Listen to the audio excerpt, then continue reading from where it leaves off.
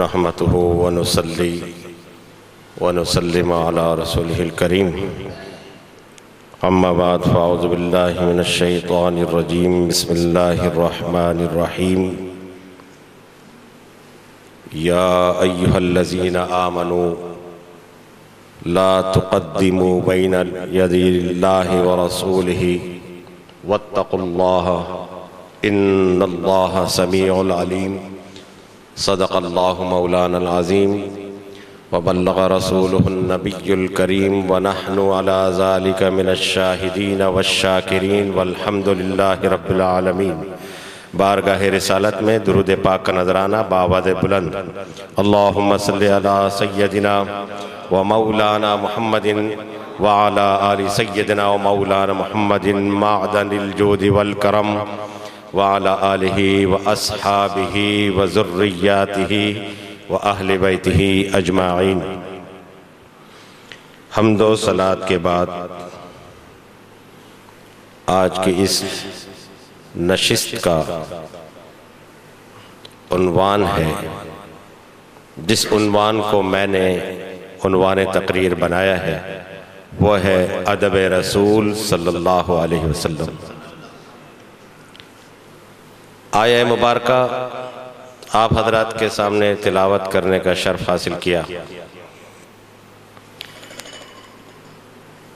ارشاد ہوا اے ایمان والوں، اور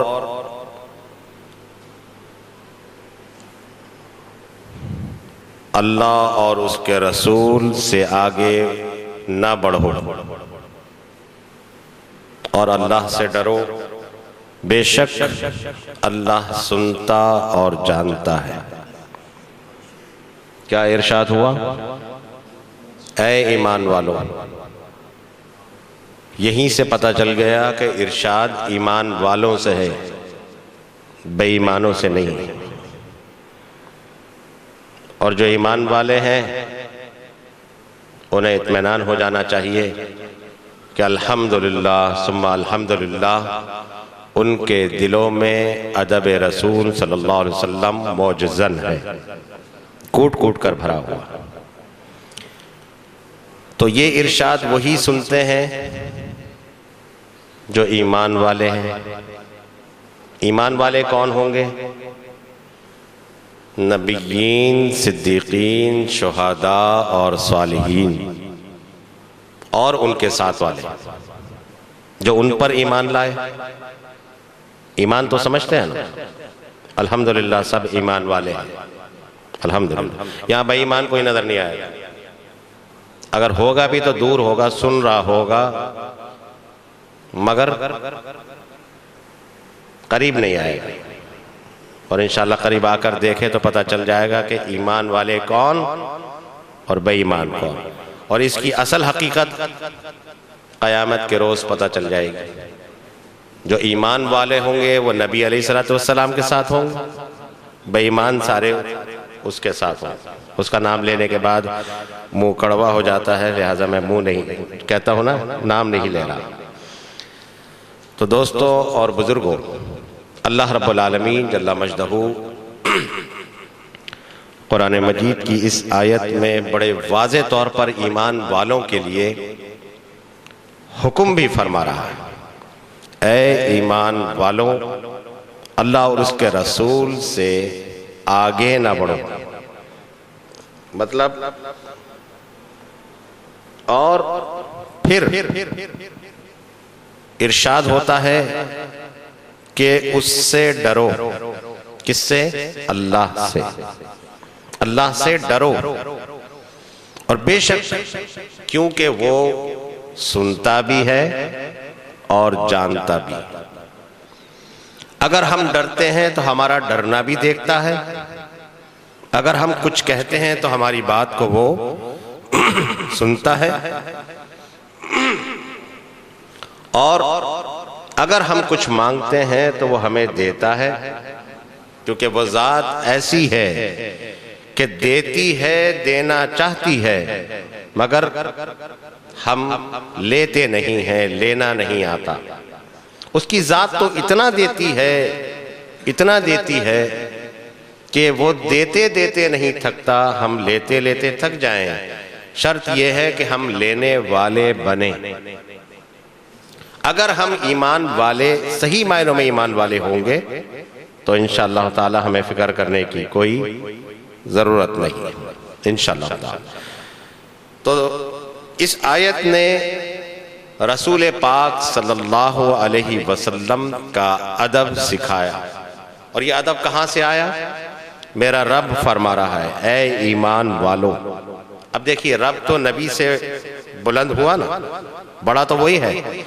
نبی علیہ السلام کا ظہور فرمانے والا اللہ رب العالمین ہے، اسی نے بنایا۔ اور شان رسول صلی اللہ علیہ وسلم دیکھیے کہ جیسا رسول نے چاہا آپ کو ویسے ہی بنایا، جیسا آپ نے چاہا آپ کو ویسے ہی بنا دیا۔ ایسا کوئی ہے دنیا میں؟ مجھے مثال لا کے دکھا دو کہ جس نے خود چاہا کہ مجھے ایسا بنایا جائے اس کو بنا دیا جائے، ہے کوئی؟ اول تو ایسی کسی کی ہمت ہی نہیں ہے ہی کوئی نہیں۔ اگر کوئی ہے تو لا کر دکھایا جائے۔ قرآن مجید فرقان حمید کی آیات بینات ثابت کر رہی ہیں، رب العالمین نے جل مجدہ نے یہ قرآن مجید فرقان حمید ہمارے سامنے لا کر پیش کر دیا، نبی علیہ السلام پر نازل کر دیا۔ اے نبی صلی اللہ علیہ وسلم، یہ کیٹلاگ بک ہے، اسے پڑھا جائے گا، اس کا مشاہدہ کیا جائے گا، اس کا تجربات کیے جائیں گے، اس کو تلاوت کلام پاک اس کی جائے گی باقاعدہ۔ مگر اے نبی صلی اللہ علیہ وسلم، اب آپ ہی جانتے ہیں، اب یہاں سے ایک چیز کا پتہ چلتا ہے اللہ تبارک و تعالی ادب کیسے سکھا رہا ہے۔ اس لیے کہ میرا رب خود نبی علیہ السلام سے زیادہ محبت فرماتا ہے۔ قبیلہ بنی تیمیم کے کچھ لوگ حضور علیہ السلام کے حجرہ مبارک کے باہر کھڑے ہو کر آپ صلی اللہ علیہ وسلم کو پکار رہے ہیں، اور عجیب عجیب طریقے سے پکار رہے ہیں، نعوذ باللہ۔ کبھی گستاخی کا پہلو اس میں آتا ہے، اور وہ پہلو اس طرح آتا ہے کہ کبھی کچھ کہا کبھی کچھ کہا۔ وہ الفاظ میں دہرانا نہیں چاہتا، آپ اچھی طرح جانتے ہیں کہ وہ حضور کو کیسے کیسے پکارتے تھے، ہے نا؟ بہت سارے واقعات ہیں۔ کوئی کچھ کہتا تھا، کوئی کچھ کہتا تھا، لیکن حضور علیہ السلام کی شان مبارکہ یہ ہے کہ آپ صلی اللہ علیہ وسلم کی طبیعت پر ذرا سا گرا گزرتا ہو، میرے رب کو یہ بات پریشان کرتی تھی، اس کو منظور نہیں، وہ نہیں چاہتا کہ میرے نبی صلی اللہ علیہ وسلم غمگین ہو جائیں، ہے نا؟ کتنی محبت فرماتا تھا۔ اسی لیے اس نے ادب کے طور پر یہ آیت نازل کر دی، اے ایمان والو اللہ سے ڈرو۔ کس طرح ڈرو؟ اس نے ڈرنا بھی سکھا دیا، ایسے ڈرو۔ کبھی بھی نبی کی آواز سے، ان کی آواز سے بلند نہ کرو، ان سے آگے بڑھنے کی کوشش نہ کرنا، کیونکہ تم نہیں جانتے، یہ رب جانتا ہے، وہ جانتا بھی ہے اور سنتا بھی، اسے سب معلوم ہے کون نبی سے کیسے ادب کر رہا ہے۔ اور رب العالمین کی شان دیکھیے جو کہ بہت ہی بلند بالا شان ہے، وہ اپنے نبی کو کیسے پکارتا ہے؟ یا ایہا النبی، اے نبی صلی اللہ علیہ وسلم، اے غیب کی خبر دینے والے، اے مزمل، اے چادر اوڑھنے والے، اے کالی کملی اوڑھنے والے، اے محمد صلی اللہ علیہ وسلم۔ محمد کا مطلب ہی تعریف کیا گیا۔ تعریف مطلب جس نے حضور علیہ السلام کا نام لے لیا اس نے خود بخود تعریف کر لی۔ کہا جاتا تھا نا ایک موقع پر حضور علیہ السلام کو خبر ملی، کچھ لوگ کہتے ہیں کہ حضور صلی اللہ علیہ وسلم کا نام اسم گرامی کو بگاڑا جا رہا ہے۔ آپ کا نام صلی اللہ علیہ وسلم کیا ہے؟ محمد صلی اللہ علیہ وسلم۔ ہم جب یہ نام لیتے ہیں تو دلوں کو ٹھنڈک مل جاتی ہے، آنکھوں کو روشنی مل جاتی ہے، اور خود بخود چہرے پہ نور آ جاتا ہے، کیونکہ نور والے کا نام لیتے ہیں۔ انہوں نے کیا کہا؟ انہوں نے کہا کہ محمد صلی اللہ علیہ وسلم کو نعوذ باللہ بگاڑ کر مزمم رکھ دیا۔ مزمم، اب مزمم کیا ہوتا ہے؟ بگاڑا تو انہوں نے نام ہے نا، رب نے کیا نام رکھا؟ محمد صلی اللہ علیہ وسلم۔ اور بگاڑنے والے نام بگاڑتے ہیں۔ میرے آقا صلی اللہ علیہ وسلم کو خبر ملی، آپ کو پتا چلا کہ آپ کے نام اسم گرامی کو بگاڑا گیا اور کہہ دیا گیا کہ یہ نام ایسے نہیں، ایسے لیا جائے، محمد نہیں مزمم لیا جائے۔ حضور صلی اللہ علیہ وسلم کو کچھ دیر کے لیے دل میں ایک خیال آیا، دل کو درد محسوس ہوا، تھوڑی دیر کے لیے غمگین ہوئے۔ رب العالمین نے فرمایا، اے محمد صلی اللہ علیہ وسلم، آپ کو آپ کے رب نے محمد بنایا ہے، مزمم کہنے والے سب غلط۔ اور یہ دیکھیے کہ آپ کا نام خود بخود لینے والا جو ہے، اس کے دونوں ہونٹ ایک دوسرے کو چوم لیتے ہیں۔ آپ کا تو کرم ہی، آپ کا تو شان بلند ہے۔ وَرَفَعْنَا لَكَ ذِكْرَكَ، ہم نے آپ کے ذکر کو بلند کر دیا، آپ کی محبت کا پرچار کر دیا ہے، دنیا میں آپ کی محبت کو پھیلا دیا ہے۔ اب دیکھیے، وہ اپنے محبوب علیہ السلام کو راضی کر رہا ہے۔ کیسی پیاری ذات ہے، محبت کے ساتھ، جذبات کے ساتھ۔ تو یہ آیت ہمیں ادب سکھاتی ہے کہ حضور کے آگے نہ بڑھیں، حضور کے پیچھے زیادہ نہ ہو، ادب اور احترام کے ساتھ ان کے ساتھ ساتھ چلیں، ان کے کہے پر صحیح معنوں میں عمل کریں، کیونکہ رب العالمین سب جانتا اور سنتا ہے۔ وہ یہ بھی جانتا ہے کون آپ سے محبت کرتے ہیں، وہ یہ بھی جانتا ہے کہ کون نہیں کرتے۔ تو یہ آیہ مبارکہ جو بڑے واضح طور پر ہمارے سامنے پیش کر دی گئی، اسی لیے کہ ہمارے دلوں میں یہ ادب اور خیال آنا چاہیے کہ ہم حضور علیہ السلام سے کیسے ادب کے ساتھ پیش آئیں۔ اب دیکھیے، یہ نام اسم گرامی کی شان، کرم دیکھیے، اس نام کے اندر نبی کا بھرم دیکھیے، محبت احال دیکھیے کہ ایک مرتبہ حضرت عبداللہ ابن عمر رضی اللہ تعالیٰ عنہ، کون ان سے واقف نہیں، ان کا پیر مبارک سن ہو گیا۔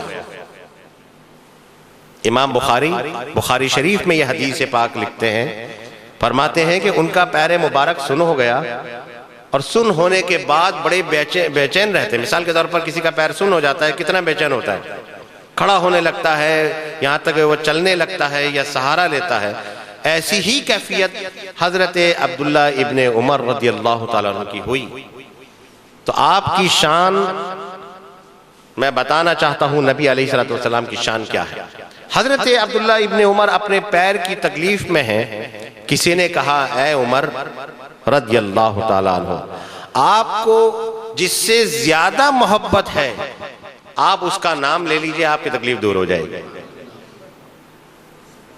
ایسا بھی ہے کہ جس سے زیادہ محبت ہے، اس کا نام لیا جائے، سارے غم بھول جاتا ہے، وہ بھولتا ہے نا، اس کا ذکر کرو، سارے غم بھول جائے گا۔ دنیاوی مثال تو چھوڑ دو، بات بڑی لمبی ہو جائے گی، لیکن مختصر عرض کر رہا ہوں۔ حضرت عمر فاروق رضی اللہ تعالیٰ عنہ نے کہا، یا محمدہ صلی اللہ علیہ وسلم، جیسے ہی یہ نام پاک لیا، آپ کا پیر تکلیف سے دور ہو گیا۔ یہ پیر مبارک خود بخود اس کا سن پن جو تھا، جو بھاری ہو رہا تھا، تکلیف میں تھا، اسے راحت مل گئی، سکون سے بیٹھ گئی۔ کیا شان ہے، یہ شان ہے نا۔ ایسے ہزاروں واقعات اور معجزات میرے آقا صلی اللہ علیہ وسلم۔ تو یہ کہنا ہی کم نہیں ہے۔ مثال کے طور پر یہ کہا گیا کہ آپ اپنی آوازوں کو پست کر لیں۔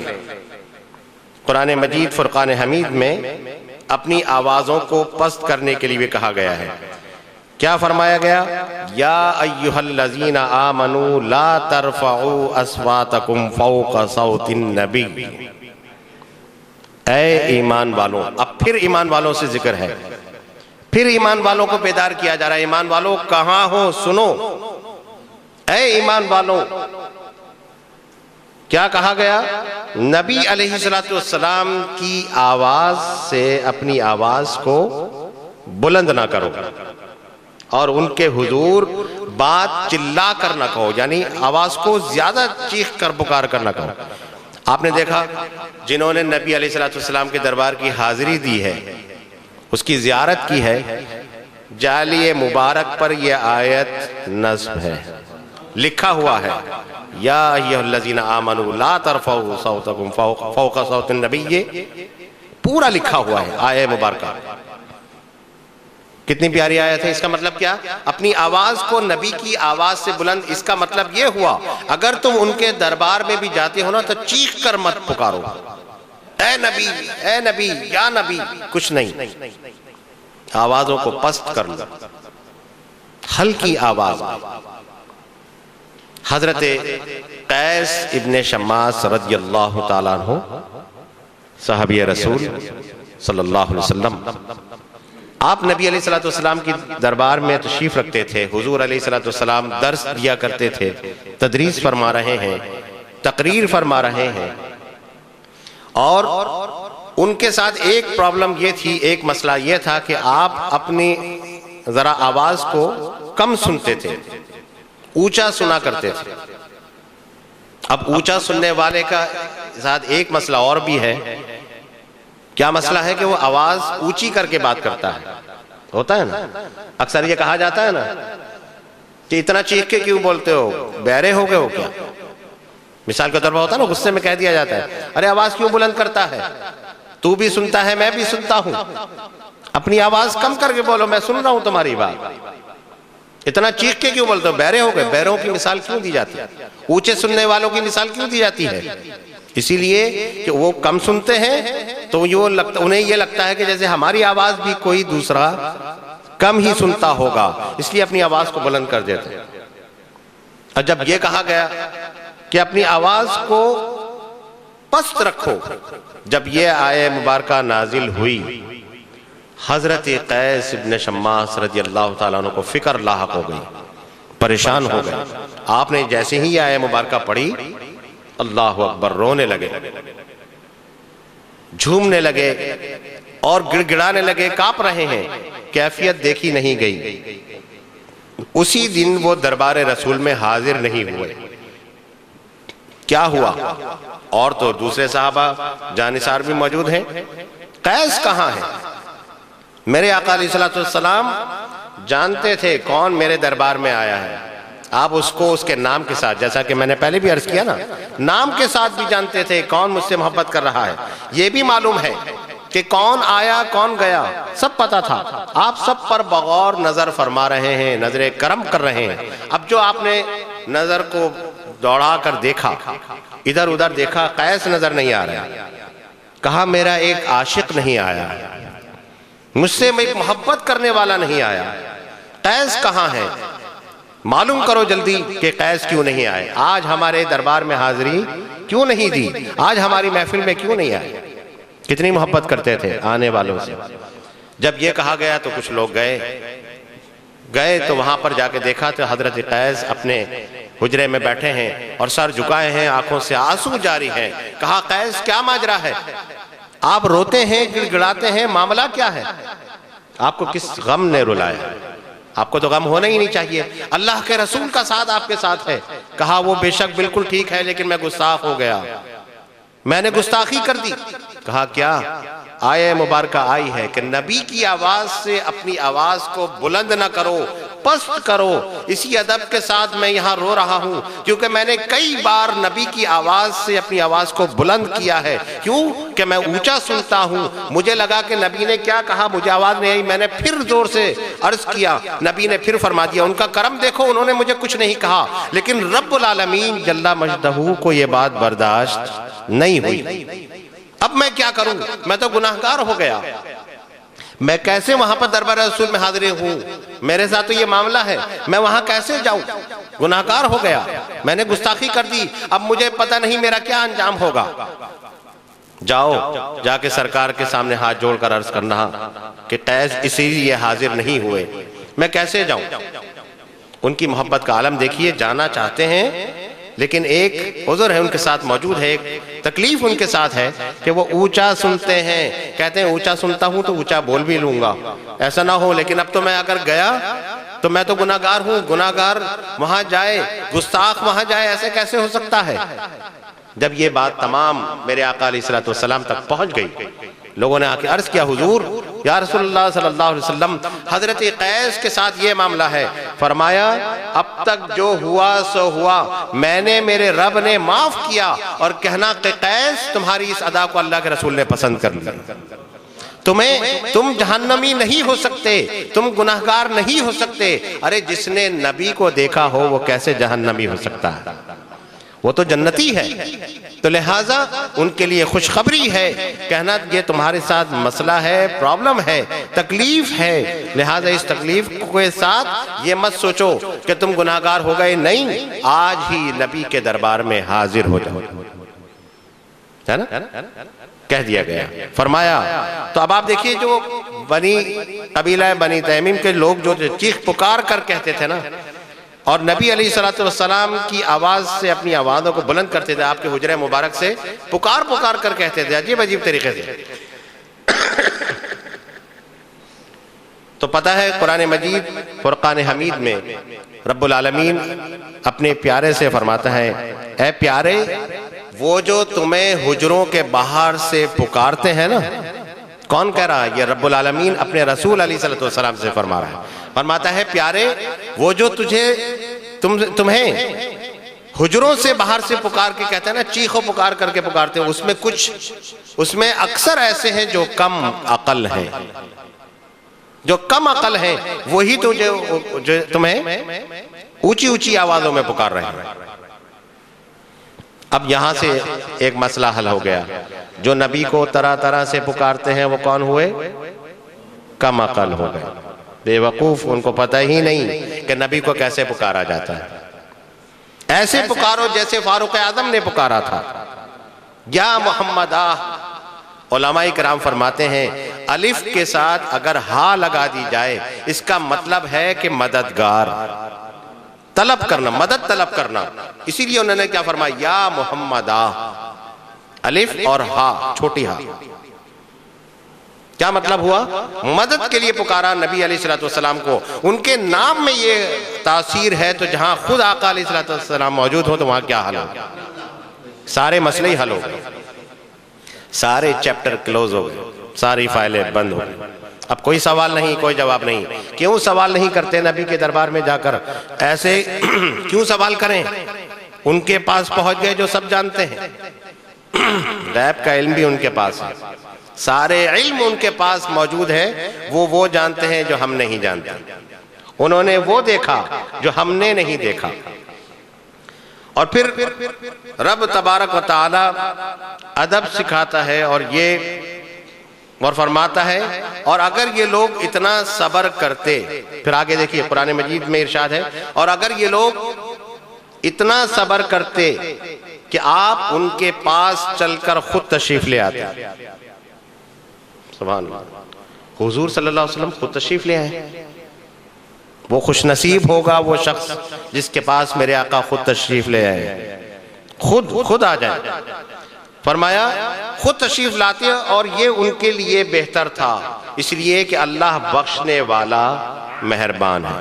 یہاں آیہ مبارکہ مکمل ہو گئی، یہاں سارے قوانین مکمل ہو گئے۔ اگر پکارنا ہے تو یا رسول اللہ صلی اللہ علیہ وسلم کہہ کر پکارو، پکارنے کے لیے منع نہیں کیا ہے، پکارو، لیکن ایسے پکارو جیسے رب نے پکارا تھا۔ یا ایہا الرسول، یا ایہا المزمل، یا رسول اللہ صلی اللہ علیہ وسلم، جس میں نبی کا نام مبارک کم آئے، ہلکی آواز کا، چیخو پکار اتنا بھی نہ کرو کہ وہ برا محسوس ہو، کیونکہ رب نے اپنی آوازوں کو پست کرنے کے لیے کہا۔ اس کا یہ مطلب نہیں ہے کہ ہم نعوذ باللہ استغفر اللہ ہم گستاخی کے پہلو میں جا رہے ہیں، نہیں، سمجھانا مقصد ہے۔ رب العالمین کتنے پیار سے، محبت کے ساتھ اور جذبات کے ساتھ آپ کو فرما رہا ہے۔ اب دیکھیے، رب کو نہیں پسند، اس کو پتا ہے میرے محبوب کا کیسے پکارنا ہے، پکارو۔ کوئی پکارتا ہے زور سے، زبان سے بول کر، اور کوئی دل ہی دل میں پکار رہا ہے۔ کیوں؟ دل میں پکارنے والا وہ ہے جو دلوں کو روشن کیا بیٹھا ہے، اور وہ بھی پکار لے جس کا دل روشن نہیں۔ اگر اس کا دل کو روشن کرنا ہے، وہ یا رسول اللہ دل میں کہہ کر دکھائے، خود بخود دل روشن ہو جائے۔ آج یہ سوالات کیا جاتے ہیں تصوف کے طور پر۔ آپ تمام حضرات جو ہیں طالب علم کی حیثیت سے، اور میں مجھ سمیت، ہم سوال کرتے ہیں نا اپنے پیر و مرشد سے، عرض کرتے ہیں حضور یہ جو دلوں کو روشن کیا جاتا ہے کس طرح کیا جاتا ہے؟ فرمایا نا ذکر الہی سے، اللہ کے ذکر سے، اور جہاں نبی، جب اللہ کا ذکر ہوگا وہاں نبی کا ذکر بھی ہوگا، تو جہاں رب کے ذکر کے ساتھ نبی کا ذکر شامل ہو جائے وہی دل چمکتا بھی ہے، دمکتا بھی ہے، کبھی اس دل میں روشنی کم نہیں ہوتی۔ اور اگر لوڈ شیڈنگ ہوتی ہے تو انہی کے دلوں میں ہوتی ہے، ان کے دل میں لائٹ آتی ہی نہیں، کالا ہی پڑ گیا، بالکل کالا سیاہ پڑ گیا، سب ختم۔ کیونکہ ہم بل دیتے ہیں، ساتھ ساتھ دل بھی دیتے ہیں، ہے نا؟ یہ دل والوں کی بات کر رہا ہوں۔ جو بل دیتا ہے وہ تو خوش ہے نا؟ آپ لوگ دیتے ہیں؟ کون کون دیتا ہے؟ الحمدللہ ہم سب نبی علیہ السلام کے لیے بل بھی دیتے ہیں، دل بھی دیتے ہیں۔ بل دینے کا مطلب آپ کا ذکر کرتے ہیں، دل ہر وقت نبی کی بارگاہ میں پیش ہے۔ یا رسول اللہ ہمارے دلوں کی طرف نظر کرم فرمائیے، حضور دلوں کی طرف نظر کیجئے، یہ کدورت ہے، اس میں بغض ہے، عداوت ہے، نفرتیں ہیں، لوگوں میں آپس میں محبتیں نہیں ہیں، یا رسول اللہ کرم فرمائیے، دلوں میں روشنی پیدا فرمائیے۔ عرض کرتے ہیں، ہاتھ جوڑ جوڑ کر عرض کرتے ہیں۔ اس کا مطلب کیا ہے؟ آپ کا نام کیوں پکارا جا رہا ہے؟ اسی لیے پکارا جا رہا ہے کہ حضور روشنی دینے والے بن کر آئیں، چمکتا سورج بن کر آئیں۔ ایسے چمکا دیا کہ چمکتے چمکتے ہی رہ گئے، پھر کبھی آپ کی چمک میں کمی نہیں آ سکتی۔ کیسے آ سکتی ہے؟ جس کو رب نے چمکا دیا، جس کو رب نے چمکا دیا ہو۔ تمہارے ذکر کرنے نہ کرنے کا فائدہ اپنی جگہ ہے، وہ تمہیں ضرور پہنچے گا، میرا ذکر کرنے نہ کرنے کا فائدہ مجھے پہنچے گا، بے شک پہنچے گا، لیکن دیکھو سب سے زیادہ ذکر خود رب العالمین اپنے نبی کا کر رہا ہے نا؟ سب سے زیادہ نبی کی تسبیح پڑھنے والا رب العالمین ہے، وہی اس کا ذکر کو بلند سے بلند تر کر رہا ہے۔ تو قرآن مجید، فرقان حمید واضح طور پر موجود ہے۔ اب ہمارا حال کیا ہے؟ قرآن مجید، فرقان حمید کو ہم پڑھتے ہیں، بغور پڑھتے ہیں، سنتے بھی ہیں، سمجھتے بھی ہیں، اور بلینک ہو جاتے ہیں۔ اس کا مطلب کیا ہو؟ توجہ سے نہیں پڑھتے، تفسیر کے ساتھ نہیں پڑھتے۔ میرا تو کہنا، عرض کرنے کا مقصد یہ ہے آپ تمام حضرات کے لیے کہ اپنے گھروں میں تفاسیر قرآن کو ضرور رکھیے، ترجمے کے ساتھ قرآن کو ضرور پڑھیے۔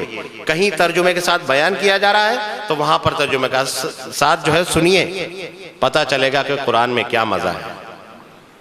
اب مثال کے طور پر سورہ رحمان ہے، تلاوت ہوتی ہے نا، فَبِأَيِّ آلَاءِ رَبِّكُمَا تُكَذِّبَانِ الرحمن علم القرآن، یعنی مکمل قرآن اس کے اندر موجود ہے۔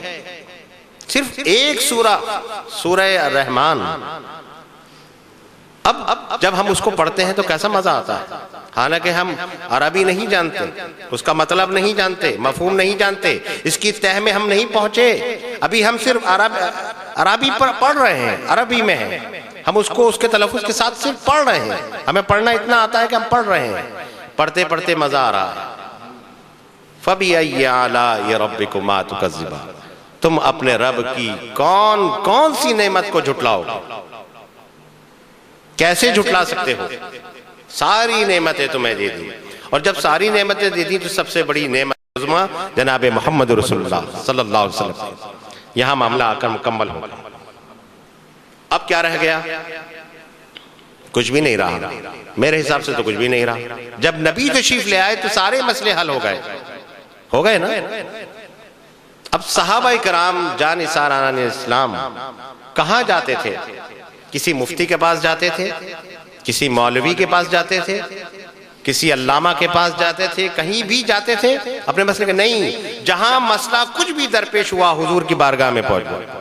یا رسول اللہ یہ معاملات ہیں، حضور ہمارے ماں باپ آپ پر قربان جائے، حضور یہ مسئلہ ہے، یہ پرابلم ہے، یہ مسائل ہیں، فرمائے اس کو ایسے کر لو، اس کو یوں کر لو، ایسے معاملات درست ہو جائیں گے، وہی مسئلہ حل ہو گیا۔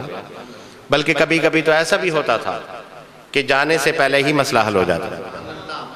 کیوں کہ سرکار دو عالم صلی اللہ علیہ وسلم خود جانتے ہیں میرا امتی کب کس حال میں ہے، بے شک جانتے ہیں، انہیں سب پتا ہے۔ آپ اپنے گھر میں پریشان ہیں، یقیناً پریشان ہیں، کوئی قرضے میں مبتلا ہے، کوئی اولاد کی طرف سے پریشان ہے، کوئی کسی بھی حال میں ہے، منہ سے کہہ نہیں سکتا، کہنا لوگ مذاق اڑائیں گے، آج میرے پاس اتنا کرایہ نہیں تھا کہ میں چل کر دوسرے کے گھر تک جاتا، میں یہاں تک آتا، یا مجھے آگے جانا ہوتا۔ اب کسی کے سامنے کہے لوگ ہنسیں گے، واہ یہ کیا بات ہوئی، اتنا بڑا گھر موجود ہے، اتنا بڑا کاروبار ہے، سب کچھ موجود ہے، ان کے پاس کرایہ تک نہیں۔ کسی کو کیا معلوم کہ گھر میں کیا معاملات ہو رہے ہیں، کچھ نہیں پتا۔ یہ تو بے شک ہے اپنا گھر ہے، یہاں تو معاملہ یہ ہے کہ اپنا گھر دیکھ کے بھی لوگوں کو حسد اور جلن ہونی شروع ہو جاتی ہے، یہ اس کا گھر اتنا بڑا، ارے تم نے تھوڑی بنایا ہے، یہ اس نے تو نہیں بنایا، یہ تو رب العالمین کا کرم ہوا، اس نے نیک چیزوں سے نیکیوں کو جمع کر کر میرے رب نے اس پر اتنا کرم کر دیا کہ وہ اس قابل ہو گیا کہ اس نے اپنے گھر کو بڑا بنا لیا۔ یہ تو دنیاوی گھر کی بات کر رہا ہوں، بڑا چھوٹا تو یہی نظر آ جاتا ہے، لیکن کسی کو کیا معلوم کہ رب کی نظر میں کون کتنا بڑا ہے، بلند ہے، کسی کو نہیں پتا، کون کیسا ہے یہ بھی نہیں معلوم۔ اب جہاں تک پکارنے کی بات آئی ہے، میں عرض کر رہا ہوں، پکارا جاتا ہے نا، ہم پریشان ہیں، یا رسول اللہ صلی اللہ علیہ وسلم پکار رہے۔ اسی طرح ایک ہرنی کا واقعہ ہے، وہ بے چین ہے، بے قرار ہے، کیوں؟ میرے آقا صلی اللہ علیہ وسلم کا ایک جنگل سے گزر ہوا، آپ تشریف لے جا رہے ہیں، اچانک آپ کو آواز آئی، یا رسول اللہ صلی اللہ علیہ وسلم، حضور مدد فرمائیں۔ آپ کو مدد کے لیے پکارا جا رہا ہے، اور جہاں رسول کو پکارا جائے وہاں رسول جائیں گے؟ بتاؤ ہمارا عقیدہ کیا ہے؟ ضرور تشریف لے جاتے ہیں نا، حضور وہاں ضرور تشریف لاتے ہیں، اس جگہ ضرور تشریف لے آتے ہیں، اور آپ نہ بھی پکاریں آپ کا مسئلہ خود بخود بھی حل ہوتا ہے، کیونکہ میرے آقا کی نظر کرم وہاں موجود۔ آپ وہاں سے گزر رہے تھے، میں تو کہتا ہوں، میرا عقیدہ تو یہ کہتا ہے، میرا وجدان تو یہ کہتا ہے، شاید میرے آقا کو پتہ چل گیا ہو، کیونکہ آپ کو شاہد بھی بنا کر بھیجا ہے، آپ مشاہدہ فرمانے والی ذات ہیں، آپ کو پتہ ہوگا کہ وہ ہرنی جو ہے کس مصیبت میں تھی، آپ وہاں سے گزر گئے، اور اب اس کا عشق دیکھو کہ اس نے گزرنے نہیں دیا، کہا یا رسول اللہ نظر کرم فرمائیے، میں مصیبت میں ہوں۔ کیا مصیبت میں تھی؟ ایک شکاری کے جال میں پھنسی ہوئی تھی، اس کے جال میں پھنس گئی تھی، بری طرح سے پھنس گئی تھی۔ اب وہ شکاری جو صبح سے بیٹھا تھا کہ کوئی شکار ہاتھ لگ گیا، بڑی خوبصورت اور بڑی صحت مند قسم کی ہرنی پکڑ لی گئی، اب بیچاری بند ہو گئی۔ اب کیسے نکلے؟ انسان ہو تو کوشش کر سکتا ہے کسی نہ کسی طرح سے، وہاں تو وہ بیچاری بے زبان ہے، لیکن اللہ کا کرم دیکھیے اس کو کیسی زبان عطا کر دی۔ پکارا بھی تو کس کو پکار رہی ہے؟ کس کو پکار رہی ہے؟ نبی علیہ السلام، یا رسول اللہ مدد۔ حضور کو مدد کے لیے پکارا، میرے آقا پہنچ گئے، کہا کیا معاملہ ہے؟ یا رسول اللہ آپ میرے حال پر نظر کرم فرمائیں، میں یہاں پر قید ہوں، اس جال میں جکڑی ہوئی ہوں بری طرح سے، جس سے مجھے تکلیف بھی ہو رہی ہے۔ اب حضور علیہ السلام کو کسی کی تکلیف دیکھ کر میرے آقا کی شان کرم دیکھیے کہ آپ کا دل ایک دم ملول سا ہو جاتا ہے، آپ کے دل دکھنے لگا، آنکھوں میں آنسو آ گئے۔ قریب تھا کہ آپ اسے آزاد کرتے، اس سے پہلے اس نے کیا کہا؟ یا رسول اللہ میں چاہتی ہوں مجھے کچھ دیر کے لیے آزادی مل جائے، ایک تو یہ ہوتا ہے حضور مجھے آزاد کر دیں، میں نکل جاؤں بھاگ جاؤں اس سے پہلے کہ شکاری کی نظر مجھ پر پڑ جائے، وہ مجھے پکڑ لے. نہیں، حضور علیہ السلام اسے آزاد کر رہے تو اس نے کہا کچھ دیر کے لیے مجھے آزاد کر دیں، میرے 2 معصوم چھوٹے چھوٹے سے بچے ہیں، انہیں دودھ پلانا ہے، دودھ کا وقت ہو گیا ہے، وہ بھوک سے بلبلا رہے ہوں گے، اور یا رسول اللہ میں آپ سے وعدہ کرتی ہوں حضور انہیں دودھ پلا کر ابھی حاضر ہو جاؤں گی آپ کے قدموں میں، اور پھر آپ مجھے اسی طرح سے باندھ دیجیے. اللہ اب جانور بھی میرے آقا سے بات کرتے ہیں. کسی جانور کو بولتے ہیں دیکھو گے تو دوڑ جاؤ گے. کہا یہ تو انسانوں کی طرح گفتگو کر رہا ہے، وہاں تو میرے رسول کا حال تھا. حضور صلی اللہ علیہ وسلم سب سے بات کرتے تھے، گفتگو فرمایا کرتے تھے. آپ کو وہ آپ کے اندر وہ قوت اور طاقت اور نورانیت اور وہ معجزہ حاصل تھا کہ جانور کو پتا تھا کہ ہم کہیں گے اور رسول سن لیں گے. سن لیا، آپ نے اسے آزاد کیا. کیوں؟ اس لیے کہ اس نے اللہ کے رسول سے وعدہ کیا تھا. یا رسول اللہ میں آپ سے وعدہ کرتی ہوں، حضور وعدہ اس لیے کرتی ہوں کہ میرے 2 معصوم بچے ہیں، انہیں دودھ پلاتی ہوں، پلانے کے ساتھ میں حاضر ہو جاتی ہوں. آپ نے فرمایا ٹھیک ہے. آپ نے اسے آزاد کیا، وہ چلی گئی. ابھی جیسے ہی وہ گئی، اچانک شکاری کہیں نہ کہیں سے دوڑتا ہوا، ارے یہ کیا ہوا؟ میں نے سنا تھا اور مجھے محسوس ہوا تھا کہ میرے پنجرے میں جال میں کوئی شکار پھنسا تھا. رسول پاک صلی اللہ علیہ وسلم نے فرمایا کہ اچھا، تو میں یہ محسوس ہوا تھا ہاں واقعی اس کے اندر شکار تھا. کہا شکار؟ اور وہ کہاں گیا؟ کہا میں نے آزاد کر دیا. کہا آپ کون اور آپ نے ایسا کیوں کیا؟ میں تو صبح سے اس کی تلاش میں تھا اور اب جا کے وہ شکار لگا تھا، بڑی مشکل سے لگا. کہا ایک ہرنی تھی، اس نے مجھ سے یہ کہا کہ میں 2 معصوم بچوں کو دودھ پلا کر واپس آتی ہوں، اور میرا آپ سے وعدہ ہے. کہ آپ سے وعدہ اور ہرنی کبھی زبان سے کوئی بولے گی؟ یہ کیسے ہو سکتا ہے؟ ابھی یہ کہہ ہی رہا تھا، یہ ماجرا یہ مذاکرہ چل ہی رہا تھا.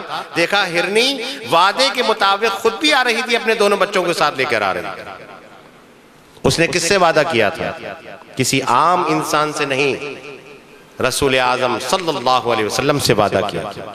وعدہ کیا تھا نا کہ یا رسول اللہ میں حاضر ہو جاؤں گی. ہو گئی اور آئی، آ کر کہنے لگی یا رسول اللہ وعدے کے مطابق آ گئی.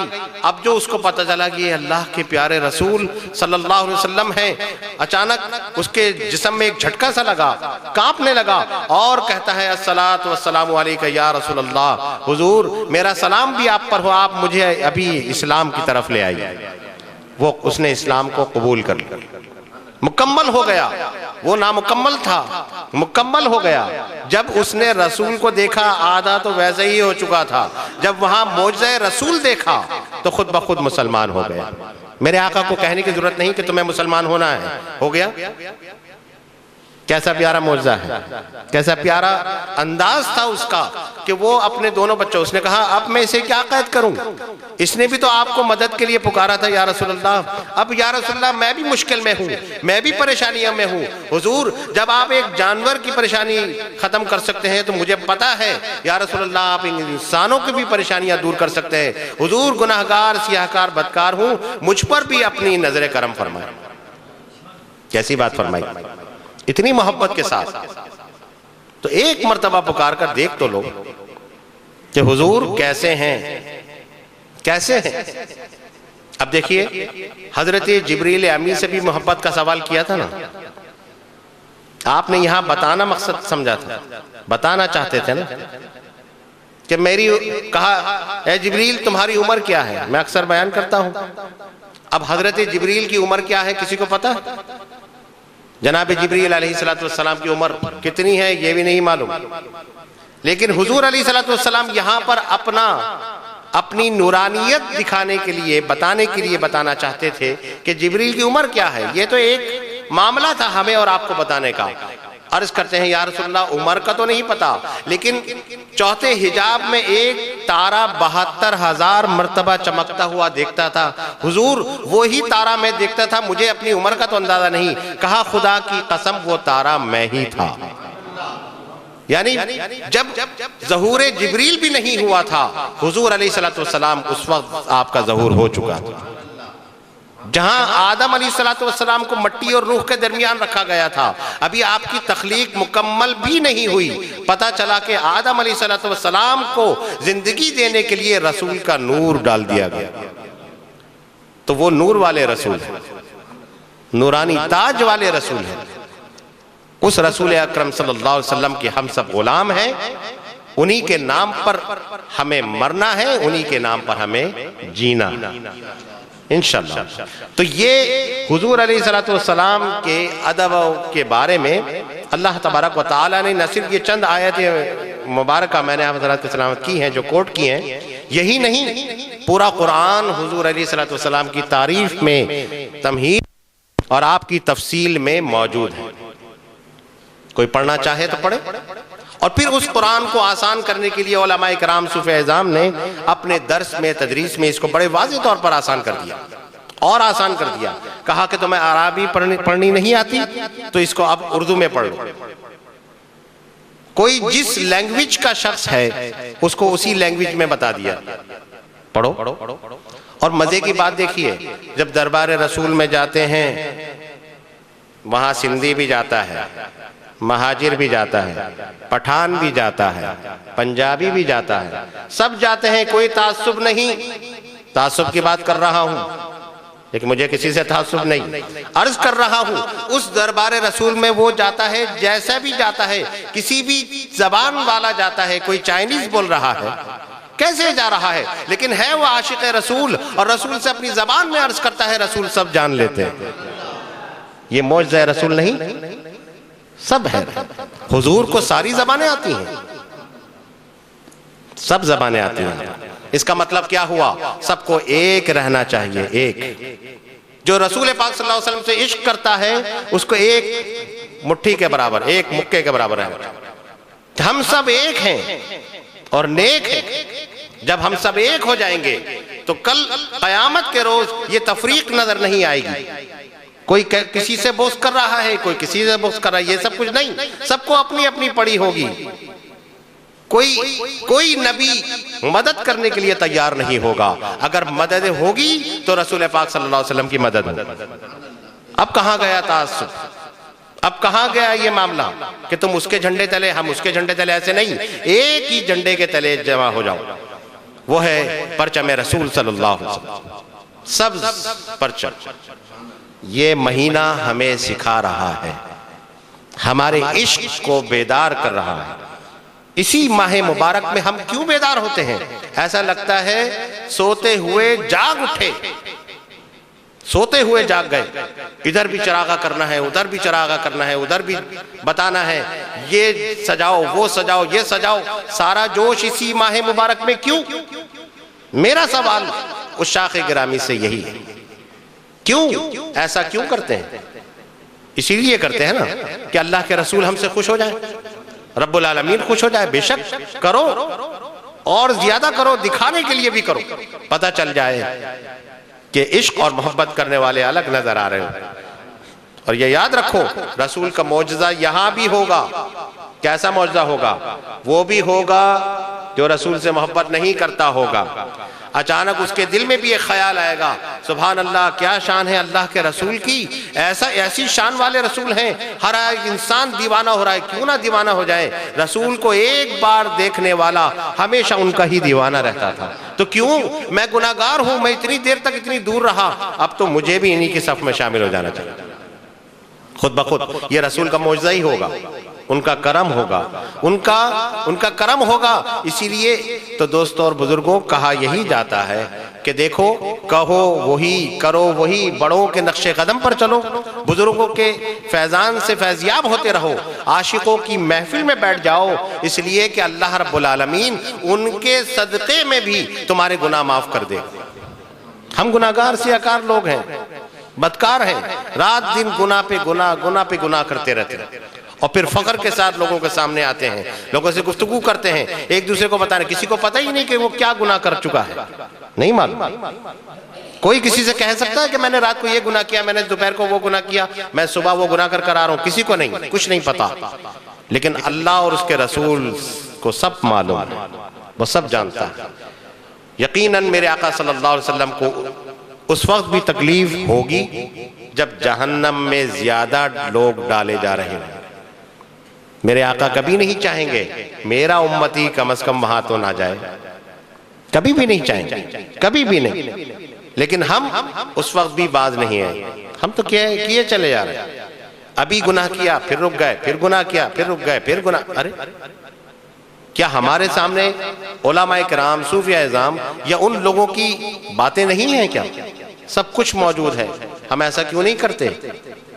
ہمیں سب پتہ چل جانا چاہیے۔ دوستوں اور بزرگوں، گفتگو کو سمیٹ کر ہمیں یہ سبق مل گیا کہ ادب رسول صلی اللہ علیہ وسلم یقیناً ہمارے دلوں میں ہے، آج بھی ہے، کل بھی رہے گی، اور ہمیشہ تا دم خیر، یعنی جب تک ہم رخصت نہیں ہوتے اس وقت بھی، اور انشاءاللہ قبر میں بھی، اور اس کے بعد بھی ہمارے دلوں میں یہ موجزن رہے گی۔ انشاءاللہ تعالیٰ یہ مل کر دعا کریں کہ رب العالمین ہماری حاضری کو قبول فرما، ہمارے گناہوں کو معاف فرما، سرکار دو عالم صلی اللہ علیہ وسلم کے نقش قدم پر چلنے کی توفیق عطا فرما، اور انہی کے کہے پر عمل کرنے کی توفیق عطا فرما۔ الہ العالمین جو کچھ بیان کیا گیا ہے اس میں کسی قسم کی غلطی، نفس کا شائبہ ہو، اپنے حبیب صلی اللہ علیہ وسلم کے صدقے میں ہمیں معاف کر دے۔ گناہ کبیرہ ہو صغیرہ، ہمارے گناہوں کو معاف کر دے۔ سچوں کا ساتھ عطا فرما، سچ دیکھنے، سچ بولنے اور سچ پر عمل کرنے کی توفیق عطا فرما۔ وما علینا الا البلاغ برحمتک یا ارحم الراحمین۔